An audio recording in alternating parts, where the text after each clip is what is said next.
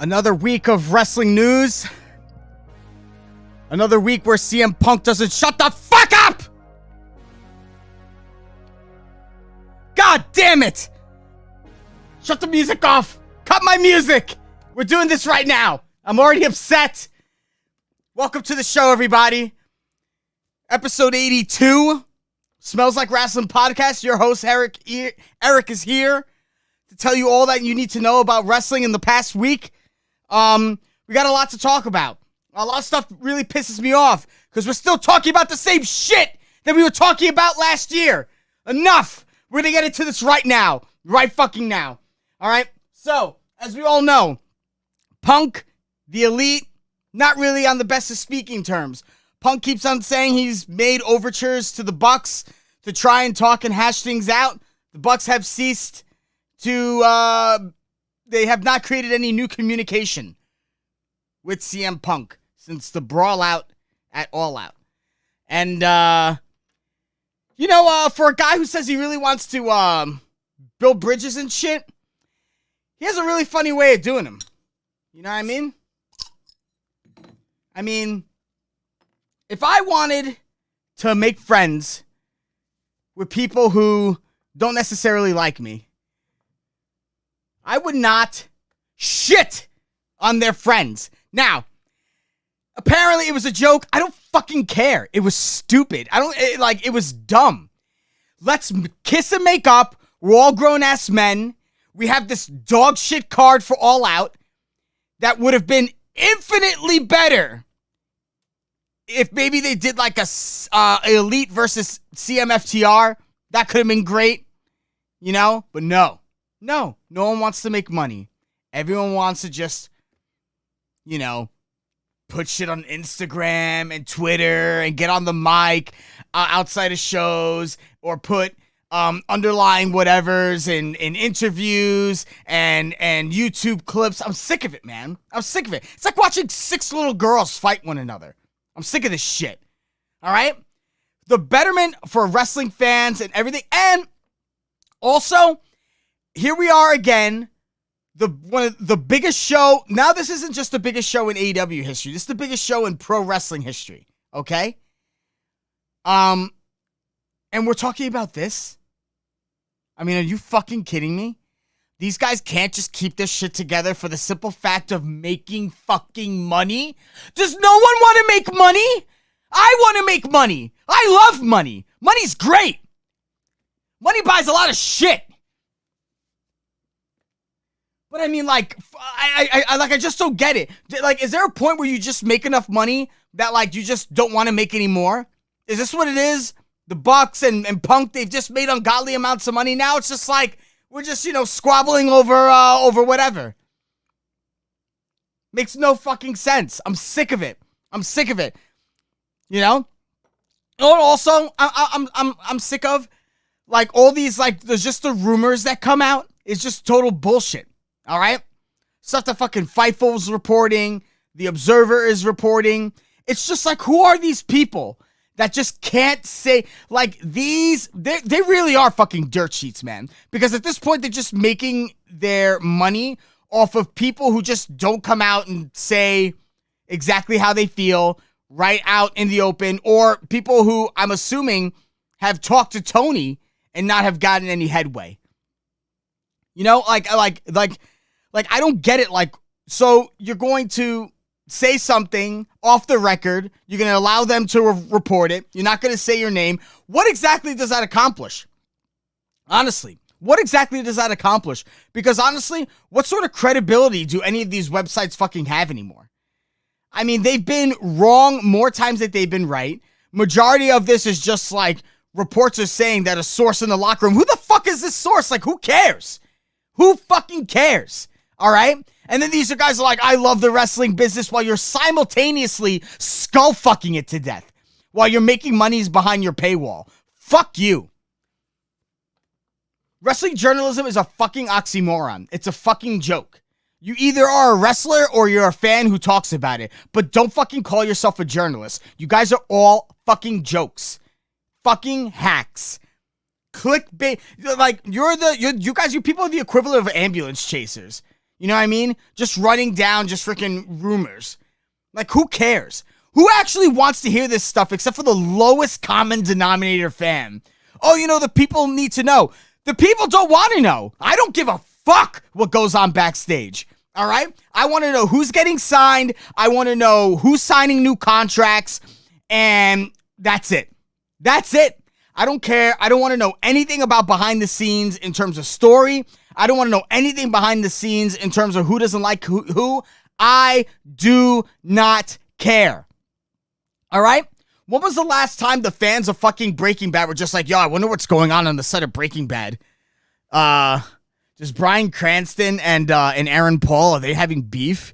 Are they subtweeting one another? No.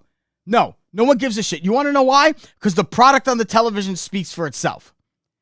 And that's another thing. The product in AEW is lacking. This show should have WrestleMania importance, all right?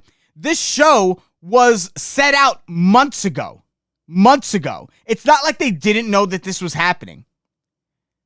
So, either A, the injuries at Forbidden Door ruined the potential card, because I'm pretty sure that, like, if I was going to run a mega show like that, what I would do is fucking Bryan Danielson versus Kenny Omega, match number 2. The first match was a draw. So you could literally have one of them win one match, one of them win the other. They've had 3 matches. There was a trilogy, the end. Now, you could have a 4th rubber match if you want before Danielson leaves and have one of them win it out. But the fact that you're not having, and here's another thing I'm having a problem with the All Out card. Now, I've heard some people say that Tony's a better matchmaker than a booker. Now, if you're going to talk about booking in the sense of storytelling and booking programs and story arcs and title reigns, yeah, I would agree. But I mean, it doesn't take Tony Khan to book great match. I could book 10 dream matches out of my asshole right now. All right? It's not hard to do with the roster that AEW has. And it's also not hard to do with the roster that WWE has. And it's also not hard to do with the roster that Ring of Honor has. You could book dream matches for years. But you can't live off of the strength of dream matches alone, because you have a weekly episodic television program that you book. You know what that means? Storytelling, story arcs, title victories, title losses, people getting screwed, people overcoming all these things. You can't just book matches for the sake of matches. I mean, because at the end of the day, unless you're constantly flushing out your roster for new people, eventually you would have done all the combinations of dream matches that you could possibly do. And then at that point, what are you going to do? Wrestling has no off season. Wrestling doesn't end. Wrestling isn't a show that, oh, this is a 10-season show and it's going to end and another promotion's going to come up. You're writing forever. You're writing forever. So that means you need to not only look at the long-term storytelling of certain stories, but the long-term development arcs of some of your talent. Like, what's going on with Jungle Boy is not working. He wasn't over. He was more over when it was Jurassic Express and they were this fun-loving tag team. And that was when they were the most over. Then they became singles wrestlers, and Luchasaurus you can't do shit with because he doesn't cut promos. Everyone knows that in reality, his gimmick is fucking ridiculous. He's a fucking dinosaur, all right? And you can't book big men very well in AEW. You need to have, I keep on saying this, I've said this over and over again, I've said this since the beginning of the podcast, you need a big Haas title. You need a big Haas title because you want to know what it is? Your big men are honestly special attractions. All right? Your roster is made of just regular guys and cruiserweights. Those are people that you could book realistic matches for, and people wouldn't think, oh, this is overtly ridiculous. All right? But having a big Haas title and having a super heavyweight division and having all your big guys wrestle, there would have been a lot better matches that could have been booked. Wardlow right now, he's fucking gone, man. He's fucking gone. You want to know why? There's nothing you could do with them. All right? There's nothing you could do with him because he's a big guy, which means he doesn't do all these flashy moves. He's not that great of a promo. So what else is there? Have him fight with other big guys. But they don't book big guys like that. They book big guys versus small guys. They book big guys as foils for small guy champs.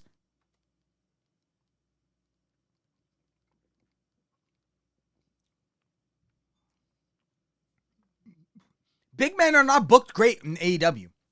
They are not. They have a very short shelf life. What you could have done is had a big Haas title, keep all the big guys amongst themselves so they can have big guy matches doing big guy things, feats of strength, all this shit, destroying the ring, destroying ringside, freaking amazing just strength matches, just big meaty men bumping meat. You know what I mean? But they don't do that. They try and put them in the ring with these guys who could wrestle circles around them. And it's not the big guy's fault. You just can't do the same things as a smaller guy.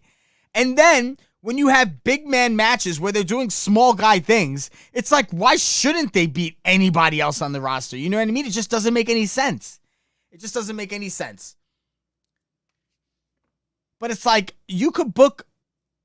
It's just, right now, what All Out has become is a bunch of multi-man matches. This is what WWE does when they're just like, I got to get as many people on the roster as possible because I got all these guys that I got to give a pay-per-view payday. All right? Omega in a multi-man match. Mox in a multi-man match. The women's title match is a fatal four-way. Darby Allin is in a tag match.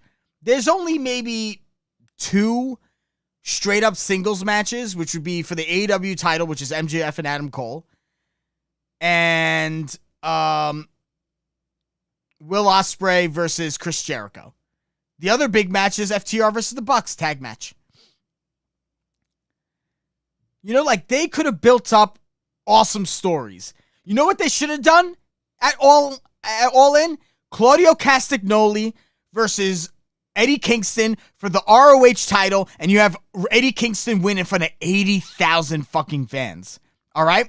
The story's already written itself. They've had a feud since Chikara. They've already had a match for the ROH title on an ROH pay-per-view.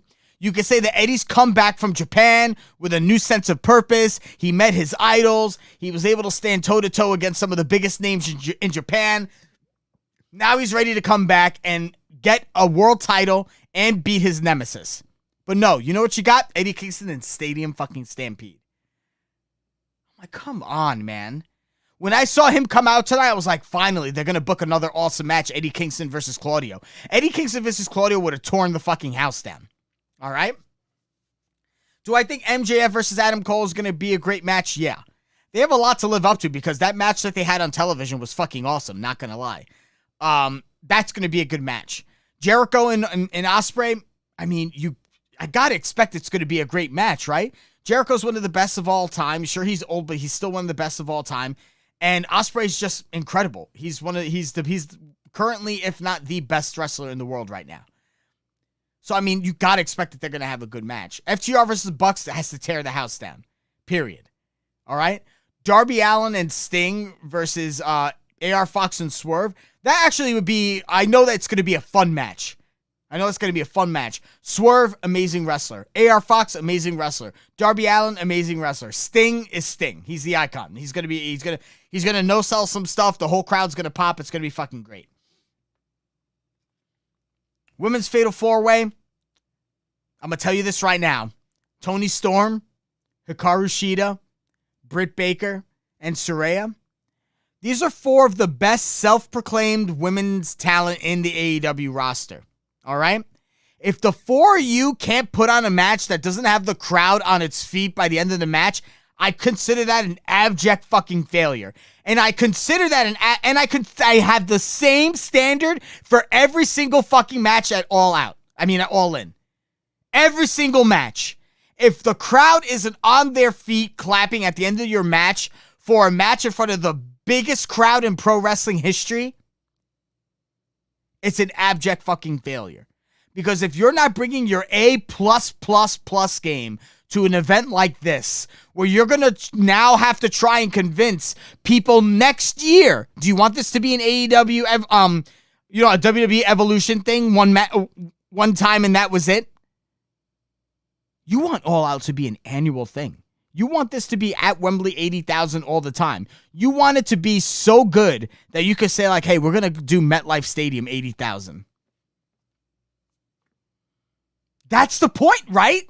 Is that not the point as a business to grow, to have sustained growth over the long-term period of time? That you don't think that networks like Warner Brothers Discovery, Fox, they're not looking and just being like, hey, we got another company in town that could give us just the same numbers as the WWE in terms of a big event. Which means, hey, you have to assume that they could pull up big numbers in the ratings if they could book a proper show. Is that not the point? Is that not the point? To build the business, to make it grow, to have something sustainable that you're going to make more and more money and get more and more popular and make bigger and bigger stars and have a bigger and bigger footprint in pop culture? Yeah, that's the point. That's the point. So, I just think that the card is not reflective of that. Now, 80,000. Now, here's the thing. 80,000 at Wembley, that's a crowd that, for AEW, those are wrestling fans, all right? It is very possible that you're going to have the crowd going bonkers the entire show because it's the UK, it's a massive show, it's Wembley, it's AEW, it's history. There are going to be some banger matches on that show. It's just got to pull the trigger at the end. At the end of the show, can you say, was that one of the best shows of the year, if not the best show of the year? Because for me right now, outside of WrestleMania, like, show of the year had to have been, like, Forbidden Door. Forbidden Door was fucking awesome. All right? So, that and WrestleMania. So, like, you got to beat those two, man. And then you got to give the people in Chicago something worth watching. Oh, I forgot. The third singles match is CM Punk versus Samoa Joe. Who knows how that crowd's going to react after all this stuff with Punk.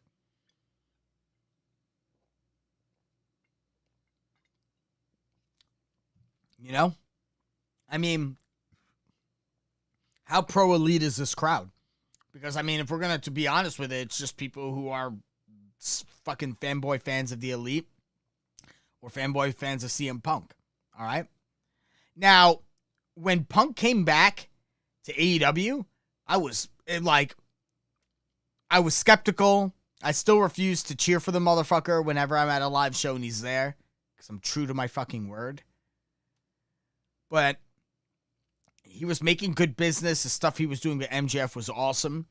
I thought the match that he had, him coming out with his old ROH music, the promo battles that he was having with different people, the feud that he had with Eddie Kingston. Punk, when he came back to AEW, was on fucking fire. That was the shit.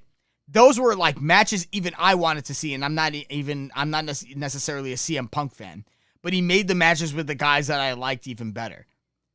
And then, like, after all that, I was just like, it's just his personality in his mouth is just clouding my enjoyment of his matches and his feuds.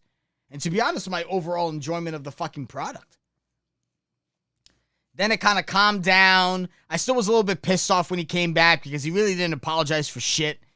So he felt like he didn't need to apologize. So I was like, oh, here we go. And then there was all this talk about Collision's going to be his show and it's going to be his roster. Then he comes out as a Collision guy. Like, all this stuff never sounds to me like a guy who wants locker room unity. Doesn't seem to me like a guy who wants to be a good PR face for the company.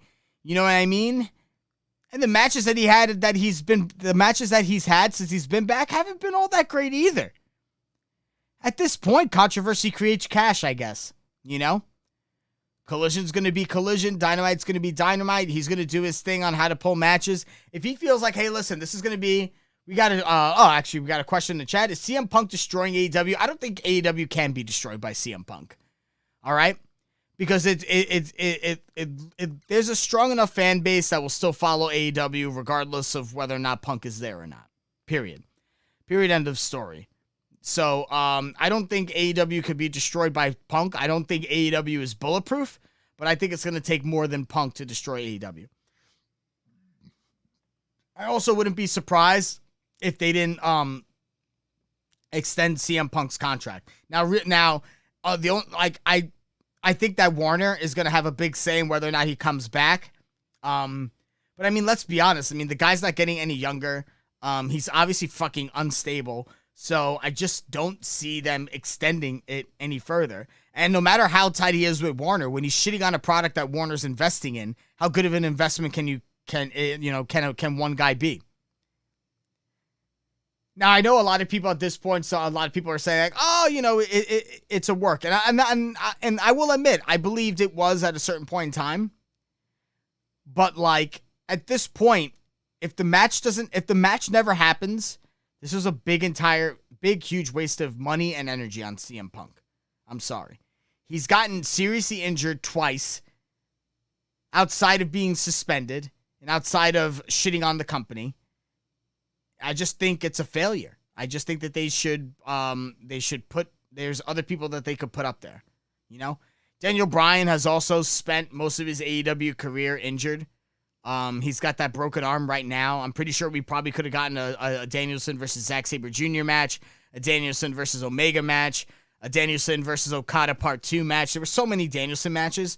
All these freaking huge events, Danielson hasn't been there because, due to injury. I really hope that they are able to extend this contract for the time he's been out for injury. Because they really, I feel like, haven't gotten their money's worth with Danielson either. There's so many matches that this guy could do. So many matches. It's quite possible if they do extend this contract, we could see him in the G1 next year, which would be fucking incredible. Danielson versus Ospreay, Danielson versus Takagi, Danielson versus Ishii, Danielson versus Tanahashi, Danielson versus Naito, Danielson versus Okada, Danielson versus Phantasmo, Danielson versus Hiromu. Please. All of freaking the G1 Climax would be a gigantic freaking nut-busting orgasm of wrestling awesome. Speaking of the G1, Naito had one hell of a week. Naito had a freaking awesome match between him and Ospreay. Then he goes out and has a banger with Okada to win the G1. Naito is one of, if not my favorite wrestler in New Japan. That's not a gaijin. So I mean, Will Ospreay's like got to be my favorite wrestler in New Japan right now, but like closely behind that is Naito. And he just had a hell of a match. I think he did get his clock cleaned in the match with Ospreay because at the end of the match was a little bit funky. And I think it came out that he actually did get his clock cleaned. But, I mean, I feel like that couldn't have happened too much because he ended up having a match the other night with Okada. That was amazing. So, I don't know. But, all-out card, I'm telling you, it could be stronger. I'm sorry, all in. Fuck. All in, all out. Fuck. It's just too fun. And they're right next to each other 7 days apart. We don't even know what's going on in Chicago. That it hasn't even been made. Holy shit. I don't know, man. I don't know. Again, this is another thing. Now, like I said, he's a good matchmaker. But like at this point, this is like this is like WWE levels of like mismanaging talent and storylines. Definitely. It's ranking up there. AEW Dynamite Fight for the Fallen. Proceeds for today's show are being donated to the Maui Food Bank. The show, it was a pretty loaded card. Orange Cassidy defends the international title against Wheeler Yuta. The main event was the Guns versus the Young Bucks. Adam Cole and MJF have a segment. Kenny Omega has a sit-down with Jim Ross. We have Darby Allin and Nick Wayne versus Gates of Agony. We got Chris Jericho. We're going to find out whether or not he's going to join the Don Callis family. The Bunny versus Britt Baker. Winner goes to the Fatal 4-Way for the title at All In. And the Texas Chainsaw Massacre death match between Jeff Hardy and Jeff Jarrett. So the show starts off with the match for the international title. Orange Cassidy versus Wheeler Yuta. Great match. Again, this continues the great run of matches that Orange Cassidy's had while he's had the international title. I'm actually surprised that Orange Cassidy doesn't have a match at All In at all. He's not at Wembley and he's not at 0 Hour, as far as I know. But I don't think he is. That's odd because he's like that would have been a great time for like that title to change hands because Orange Cassidy's had an amazing run. I think for it to end at Wembley in front of 80,000 is, I think, a notable footnote in his career and for that title run and for that title. And you could build up a guy who could really become something and continue to elevate that title like Orange Cassidy has. But it looks like they're not going to do it. The fuck do I know? I'm only just a paying fucking customer. So immediately after the match, Moxley and Claudio go into the ring. They attack Orange Cassidy. The Best Friends come in. They try to make the save. They get fucking beaten the shit out of. The Lucha Brothers come in. They go and they try to even the odds, but Moxley and Claudio end up getting chairs. Eddie Kingston's music hits. He goes, makes a beeline for Claudio, beats the shit out of him. Blackpool Combat Club run off. Kingston grabs the mic. He says, Blackpool Combat Club and anyone that they could find, Stadium Stampede match. The only thing I could think of is what, they're going to just do Shota Umino again and have Moxley's young boy come in. I guess that's what it's going to be, but Stadium Stampede match at Wembley. I guess that makes sense for them to wrestle all around this gigantic stadium. It's going to showcase how many thousands and thousands of people are there. It's going to have most of their favorites. These guys are going to beat the shit out of each other. The freaking Wembley crowd's going to go nuts. So, okay.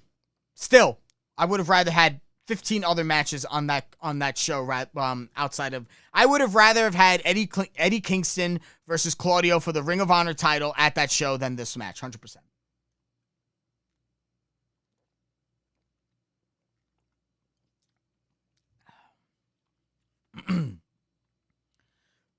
JR interviews Kenny Omega. He ends up getting jumped by Juice Robinson and Jay White and Takeshita. They beat the shit out of him with a whole bunch of other stuff. They end up saying that Kenny's going to the hospital. They cut to Hangman Page standing outside of an ambulance, which I guess is supposed to mean he's outside of the hospital that Omega is at, drinking a beer. He says that him and Kota Ibushi and Omega are going to take on Robinson, Jay White, and Takeshita at Wembley. So it's going to be a 6-man match with the Golden Lovers and Hangman versus Bullet Club Gold and Takeshita. So that's a match. We could have had a gajillion other matches. We could have had Omega versus Ospreay 3. We could have had Omega versus, I don't know, anybody. I would have rather Omega versus Takeshita in a one-on-one match, which would have been fucking awesome, more than this match. I'm sorry. Will the match be... let's see. Will MJF and Adam Cole win the ROH tag team titles? No. I think they're going to use that as a plot device to break down how these guys are going to end up trying to beat the shit out of each other and cheat against one another in that main event. Because I have a feeling that it's just going to be at the end, both of these guys are going to be trying to one-up and cheat each other. And I think MJF's going to be the one to squeak it out and get the win over Adam Cole. But no way in fuck are they winning the ROH tag titles. No way. Jericho's supposed to answer Don Callis. Jericho says Chris Jericho doesn't join factions. Chris Jericho creates them. And then he tells Don Callis yes. Don Callis was making it out that he did not expect Jericho to say yes. So Don Callis is like, hey, let's go. We're going to go out to eat and celebrate on me. We're going out. And then, but there's this portrait that has a cloak on it or something. And Jericho's like, but what's up with the picture? He's like, don't worry about it. We'll talk about it later. Let's go out. We can always grab that anytime. He's like, nah, I want to see the portrait. Now you could see Don getting nervous. Like, you could tell that there's something underneath that portrait that he doesn't want Jericho to see. So at this point, I'm already assuming, like, it's going to be a picture of, like, Jericho getting the shit kicked out of him by the Don Callis family. And it was all just a ploy. And sure enough, it was Don Callis holding the severed head of Chris Jericho. So these guys started shitting all over each other. They started calling each other assholes. They started saying, who the hell is Omega? Who the hell is Don Callis? Don Callis starts talking about how Jericho's an egomaniac. Jericho starts saying how Callis is scum of the earth. Then out of nowhere, it's Will Ospreay comes out and lays out Jericho. He busts him open with the portrait, and that sets up Jericho versus Ospreay at Wembley. Now, Ospreay's going to be welcomed like a god in that arena. His feet will not even touch the ground, and he's going to have a match with one of the greatest of all time. I'm just hoping listen. Jericho's one of the best in the world. Ospreay's one of the best in the world. This is supposed to be a dream match. I'm assuming it's going to be a great match. Do I wish there was a little bit more build to it? I guess. I mean, if you could say Jericho doing the will he, won't he for the last 2 or 3 weeks with Don Callis as the build up to him just fighting Ospreay out of all people. I don't know. I'm not sure.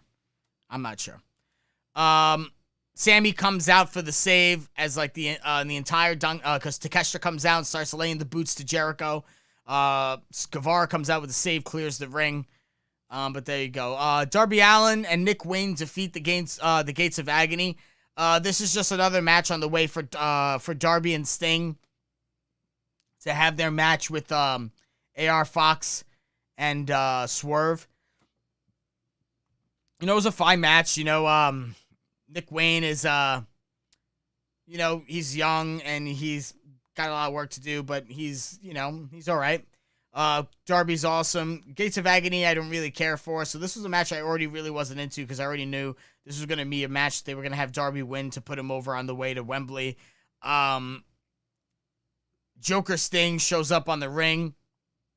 He's kidnapped Prince Nana. And basically he's just taunting them and building up the match for Wembley. So, you know, like I said, should be a fine match. All the Darby Sting matches I always have a fun time watching. They're never really boring to me. I mean, might be just because I fucking love Sting and he really could do no wrong in my eyes. So, that might be it. They did a video segment with Adam Cole and MJF. Now, I got an unpopular opinion, all right? I know a lot of people like this tag team, but I guess since I already knew the writing on the wall as soon as they came together, I wasn't really as invested with them. I didn't want them to win the tag titles. I was hoping that the match that they had with FDR would have been a lot better than it was, but it wasn't. So, I really haven't been really getting much out of this feud at all. Like, sure, there were some funny moments, but like the video packages of them like double clotheslining people into bathtubs, like it just like I don't like it. It just looks stupid and childish, and it makes them both look like morons.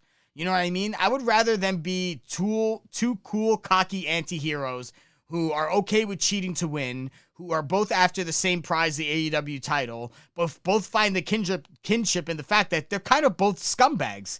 You know what I mean? So I kind of wish they would have leaned more into that instead of them just being goofy, dumb shit. And, like, this is the kind of stuff that, like, I was kind of hoping that they kind of phased out when they were doing all this stuff initially with the Elite. But, like, it's back again. You know what I mean? So, I don't think them challenging for the ROH tag team titles is a great idea. I really think it's fucking useless. I think the ROH tag team titles could have been defended by any other team, and it could have been something worthwhile. You know what I would have loved? I would have loved the Guns versus Aussie Open. And then the Guns as heels beat Aussie Open, take the titles, and now they have titles that they could carry around as part of Bullet Club Gold. You know what I mean? I would have rather have had that match than Aussie Open versus MJF and Adam Cole. You know what I mean?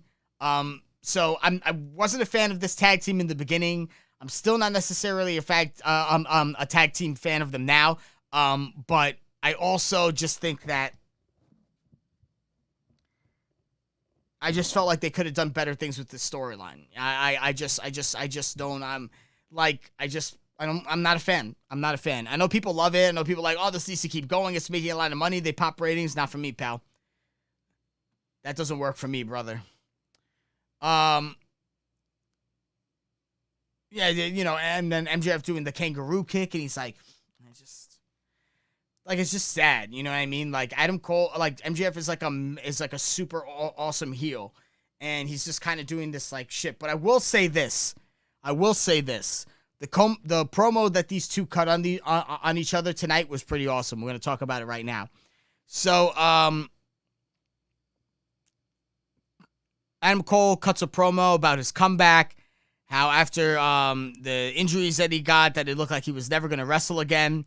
And now he's going to be headlining the biggest pro wrestling show of all time. He's gone on to hold championships in every major promotion that he's ever been in. He said that he needs to win this match.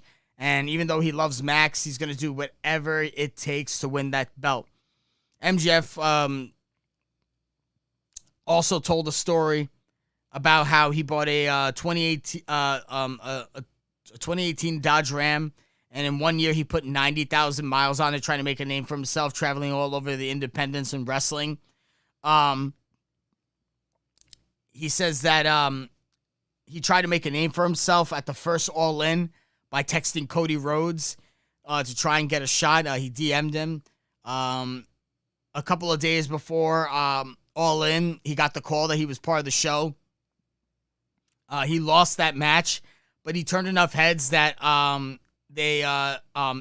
Khan signed MJF to AEW.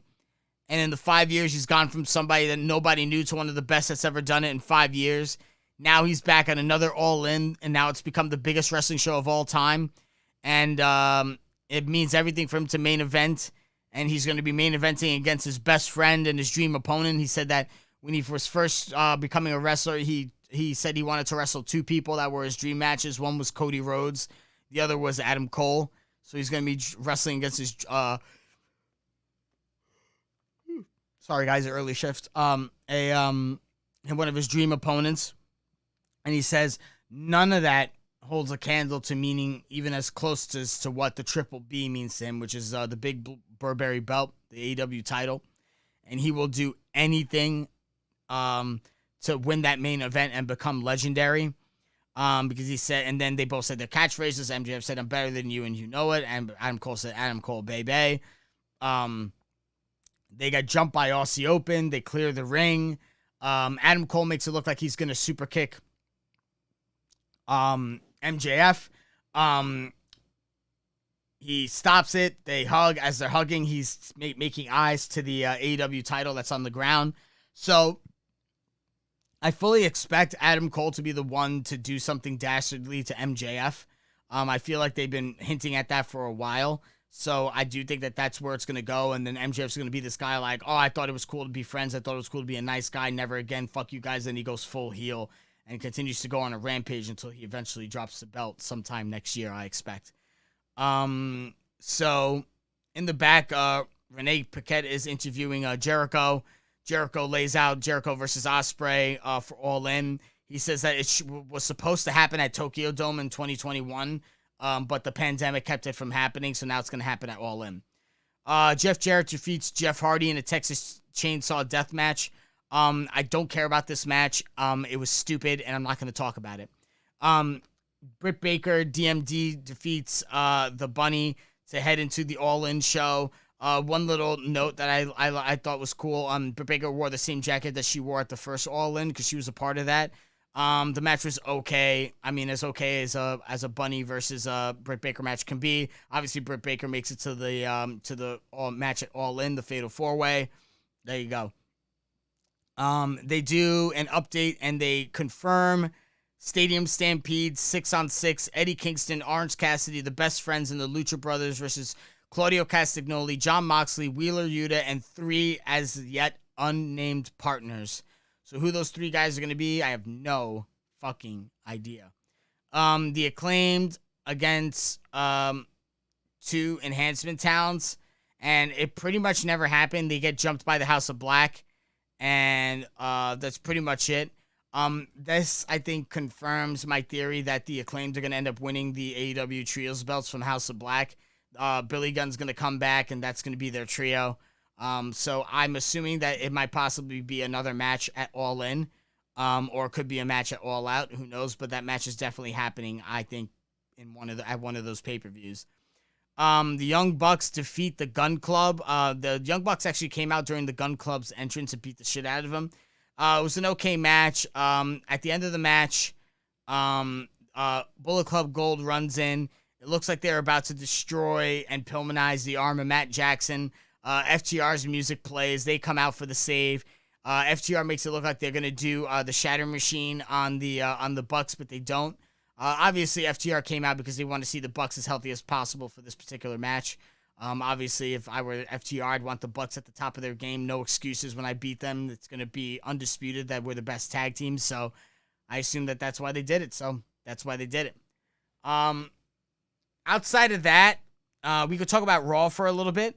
I think Raw was proof that any of you fucking morons out there who thought that Becky versus Trish was going to be a match that they should have had at SummerSlam, you guys should eat shit, because that match was the drizzling shits. That match was the dirt worst. So, there you go. And that, I mean, I could have told you it was going to be the drizzling shits. That's why I didn't want the match on any card ever. I put on Saturday Night Main Event, for Christ's sake, so that most of us don't have to watch it. So it looks like, remember how I told you guys that if Finn Balor won the title, RJ, I'm definitely going to do some predictions, but I'm going to hold off on those predictions until the last podcast I do before All In, because I want to see all the matches, make sure nobody's injured, everything right now. But if you want me to do a prediction on the matches we already know, just let me know and I'll do it tonight. What was I going to say? So remember my theory I told you guys when I said that if Finn Balor won the belt, it should have always be a will he, won't he, in terms of Damian Priest, in terms of being like, hey, listen, like, he was always going to come out and help Finn win the belt, but there was always a chance of it going Damian's way and screwing over Finn. They just decided to do what I did, but in a shit way. Now what they're going to do is every single time Finn has a match, he's going to have Damian try and help him, and the help is always going to get fucked up. So now Finn just looks like a fucking moron for trusting this inept asshole who's supposed to be my teammate to help me win matches. And instead he's just getting me fucked over every single fucking time I'm trying to win the belt. So, I don't know what's going on. JD McDonough's involved. I still think that Balor should have won the belt at SummerSlam. Rollins didn't need it. He could be 100% having this feud with Shinsuke Nakamura, and it has nothing to, and it does not have to have anything to do with the World Heavyweight title. But here we are. We have Nakamura feuding with Rollins. Is it going to be a great match? Yes. Am I hoping the storyline it builds up to something worthwhile? I am hopeful. But we'll see. But I do think that the belt was better served as Balor. They could have been teasing a Damian Priest cash-in on his best friend for months and months and months and weeks and weeks and weeks, and will he, won't he, will he, won't he, will he, won't he. And the second that Damian Priest does it, he does it, and he kind of breaks up the Judgment Day. You know what I mean? And essentially it's just like Finn and Rhea and Dominic, and it's Damian Priest who's like babyface, and it's just like, the Judgment Day constantly trying to beat him up and double team him and fuck him over and plague him throughout his entire title reign. You know what I mean? I can see him defending it against Finn, defending it against Dom, all this kind of shit. Maybe one day, like one of those matches, Bad Bunny comes in and helps Damian Priest win a match, I'm saying that there was just so much more that they could have done outside of just keeping the belt on Rollins. You know what I mean? So, no Johnny Gargano, even though it looks like Tommaso Ciampa's putting up missing flyers for Johnny. We'll see how that goes. Sami Zayn beats JD McDonough. That was a thing. Piper Niven becomes the one half of the WWE Women's Tag Team champs with Chelsea Green. Who fucking cares? Let's see. Rhodes and Balor were supposed to be the main event. Chad Gable and Gunther have a segment.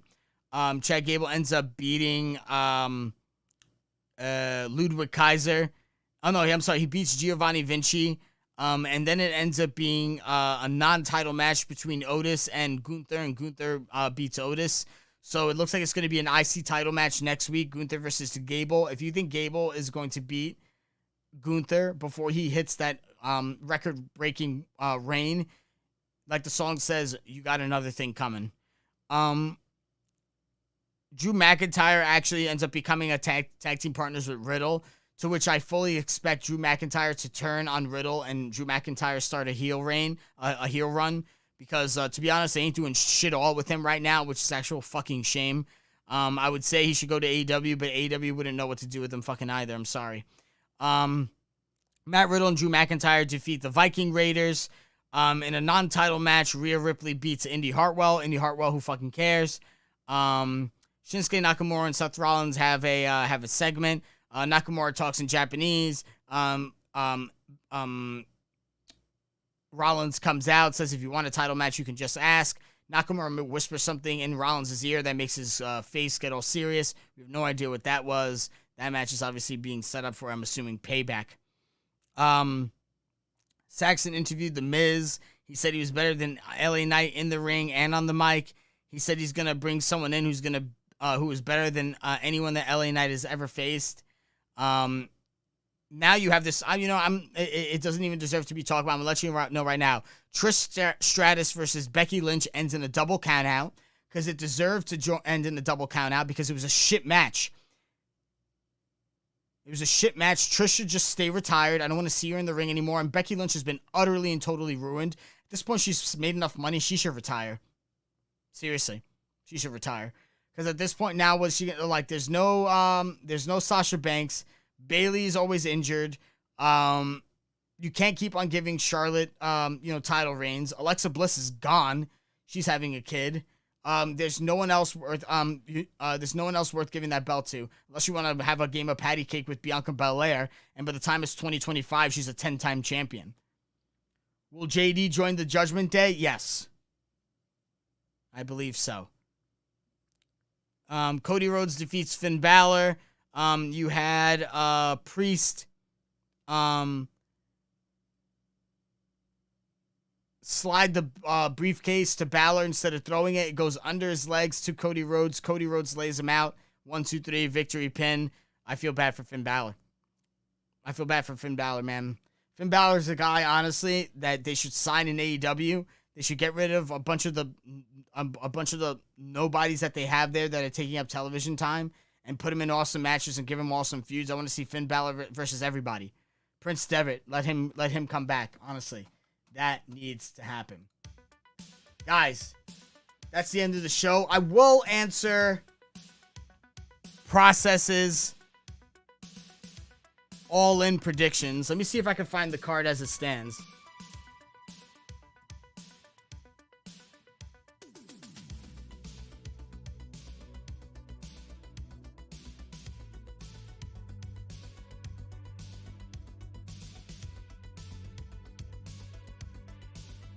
Okay, guys. Here's the card as it stands right now for All In. MJF versus Adam Cole. Prediction, MJF. FTR versus the Young Bucks for the AEW World Tag Team titles. My prediction, honestly, FTR. Hikaru Shida, Saraya, Britt Baker, Toni Storm for the title, Hikaru Shida. The Golden Elite, Hangman Adam Page, Kenny Omega, and Kota Ibushi versus Bullet Club Gold, which is Juice Robinson, Jay White, and Konosuke Takeshita. Golden Elite. Chris Jericho versus Will Ospreay. Blackpool Combat Club versus, which is Jon Moxley, Claudio Castagnoli, Wheeler Yuta, and 3 mystery opponents versus Eddie Kingston, Lucha Brothers, Orange Cassidy, Trent Beretta, Chuck Taylor. I think it's going to be the good guys. AR Fox versus Swerve Strickland versus Darby Allin and Sting in a coffin match. Darby Allin and Sting. Aussie Open versus MJF and Adam Cole for the Ring of Honor tag titles. Aussie Open. CM Punk versus Samoa Joe. Unfortunately, CM Punk. House of Black versus the Acclaimed and Billy Gunn, which I also think is going to be on the card, even though it's not confirmed. That's just my guess. Acclaimed and Billy Gunn are taking the trios titles. That's pretty much it. Those are my predictions process. All right, guys. I will see you guys on Saturday night for Collision. We'll talk about SmackDown. Hopefully, we should have a clearer view of what the card for, what other matches for All In, and maybe some matches for All Out. And that's it, guys. In the chat, it was a pleasure, and I will see you guys on Saturday for Collision. Take care.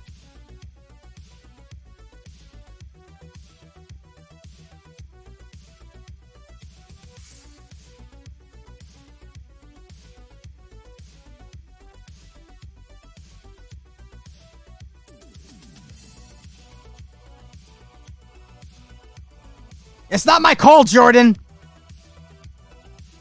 I would want House of Black to win. It's not my call. All right, show's over.